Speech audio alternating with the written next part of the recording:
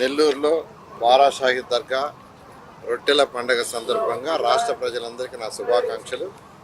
ఇది రాష్ట్ర పండుగ. 2014-19లో గౌరవ ముఖ్యమంత్రి గారు దీన్ని రాష్ట్ర పండుగగా డిక్లేర్ చేయడం జరిగింది. ఈ స్వర్ణాల చెరువులో రొట్టెలు వదలటం, రొట్టెలు పట్టుకోవటం అనేది ఒక ఆనవాయితీగా ఎంతో నమ్మకంగా వస్తుంది. ఎవరైతే భక్తులు వాళ్ళకి సమస్యలుండి ఆ సమస్యలు తీరాలని ఆ యొక్క దర్గాలో వచ్చి ప్రార్థించి ఆ స్వర్ణాల చెరువులో ఈ యొక్క రొట్టెలని వదలటం, రొట్టెలను పట్టుకోవటం అనేది ఎంతో కాలం జరుగుతుంది. దాదాపు 412 సంవత్సరాల పైగా. 2014లో ఈ ప్రాంతాన్ని అంతా హైజీనిక్ చేయాలని ఆ రోజు స్పెషల్ డ్రైవ్ చేయటం, ఇదంతా ఎంతో హైజీనిక్ చేసాము. అదేవిధంగా ఒక 400 టాయిలెట్స్, మొబైల్ టాయిలెట్స్ తీసుకొచ్చి పెట్టాం. నెక్స్ట్ ఇయర్ చక్కగా ఘాటు కట్టాం. ఆ తర్వాత ఇరు కొన్ని సిమెంట్ రోడ్లు వేసాం.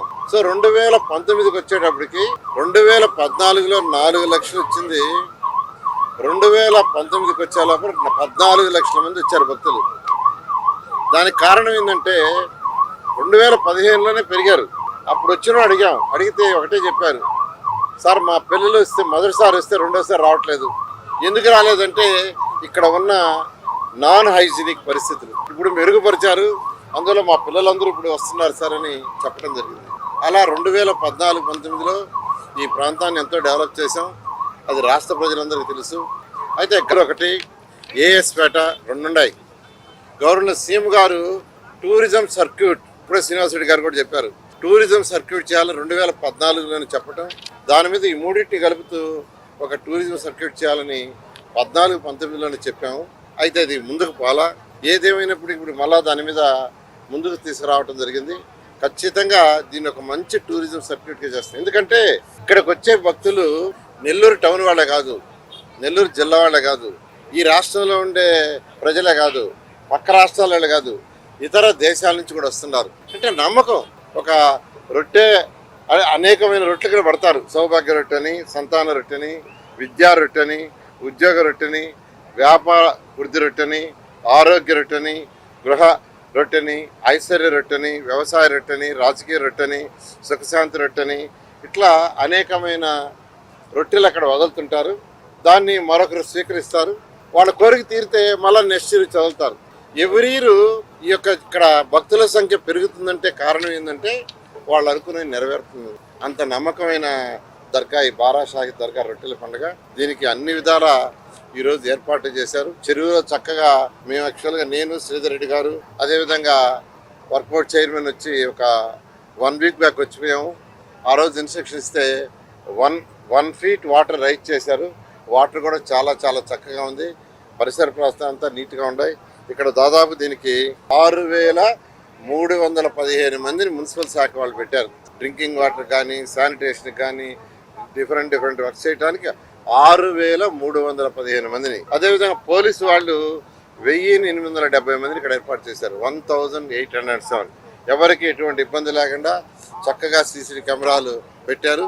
ఇప్పుడే మేము కారు దిగంగానే వాళ్ళు అనౌన్స్ చేస్తున్నారు, ఒక పిల్లవాడి పేరు చెప్తూ ఈ పిల్లవాడు తప్పాడు, మా దగ్గర ఉండారు, ఇక్కడ కమాండ్ కంట్రోల్ రూమ్లో వచ్చి తీసుకోమని చాలా చక్కగా చేస్తున్నారు. అదేవిధంగా వాటర్లో గజ ఈతగాళ్ళు పెట్టారు. పార్కింగ్ ఏరియాలో అక్కడ వాటర్ కూడా ఏర్పాటు చేశారు. అదేవిధంగా టూరిజం డిపార్ట్మెంట్ వాళ్ళు కూడా చక్కగా ఈసారి 8 బోట్లు ఏర్పాటు చేశారు. టూరిజం డిపార్ట్మెంట్ వాళ్ళు చక్కగా 8 బోట్లు ఏర్పాటు చేశారు. అదేవిధంగా అనేక హాస్పిటల్స్ ఉచిత వైద్యం, ఎవరికైనా ఎమర్జెన్సీ వస్తే ప్రాబ్లం అనే దాంతో ఇప్పుడే నేను, శ్రీనివాస్ రెడ్డి గారు, అజీజ్ గారు, కలెక్టర్ గారు ఒక శిబిరం జరిగిపోతే ఇంతవరకు ఎంతమంది చూసామంటే 100 మందిని చూసామన్నారు. ఇలా యాక్చువల్గా అటు ఎలక్షన్ డిపార్ట్మెంట్ కావచ్చు, వాటర్ రిసోర్సెస్ వాళ్ళు కావచ్చు, మున్సిపల్ శాఖ కావచ్చు, ఫైర్ కావచ్చు, రెవెన్యూ కావచ్చు, వర్క్అవుట్ కావచ్చు, అందరూ దీన్ని ఎంతో బాగా చేస్తున్నారు. వాళ్ళందరినీ అప్రిషియేట్ చేస్తున్నాను. అదేవిధంగా ఈ కమిటీ చైర్మన్ గారు, ఆ కమిటీ మెంబర్స్ అందరూ కూడా ఎవరికి ఎటువంటి ఇబ్బంది లేకుండా ఇంతవరకు చేస్తున్నారు. నేను అందరిని రిక్వెస్ట్ చేసేదే 26 నుంచి 30 దాకా ఈ యొక్క రొట్టెల పండుగ జరుగుతుంది. ఆ తర్వాత కూడా 4-5 రోజులు వస్తుంటారు. జనరల్గా ఈ రొట్టెల పండుగ అయిపోయిన తర్వాత కూడా అలవాటు ఏంటంటే 4-5 రోజులు రావటం. సో ఈ భక్తులు వచ్చినంత రోజు ఈ 4 రోజులే కాకుండా 26 నుంచి 30 కాకుండా ఆ తర్వాత 4 రోజులు కూడా ఇక్కడ శానిటేషను, వాటర్ అన్ని జాగ్రత్తలు తీసుకోవాల్సిందిగా కోరుకుంటూ మరొకసారి భక్తులందరికీ నేను మరొకసారి శుభాకాంక్షలు తెలియజేస్తూ అధికారులందరూ కూడా నేను అప్రిషియేట్ చేస్తున్నాను. ఈ టెక్నో ఒలింపియాడ్, సివోస్పార్క్, మెడిస్పార్క్ వంటి ఆధునిక అకాడమిక్ ప్రోగ్రామ్స్ ద్వారా విద్యార్థుల్లో లాజికల్ థింకింగ్, సైన్స్ అవగాహన మరియు విశ్లేషణాత్మక నైపుణ్యాలను అభివృద్ధి చేస్తూ సిబిఎస్ఈ అండ్ స్టేట్ బోర్డ్ కరికులంలలో అత్యుత్తమ ఫలితాల సాధనకు దృఢమైన పునాది వేస్తోంది నారాయణ.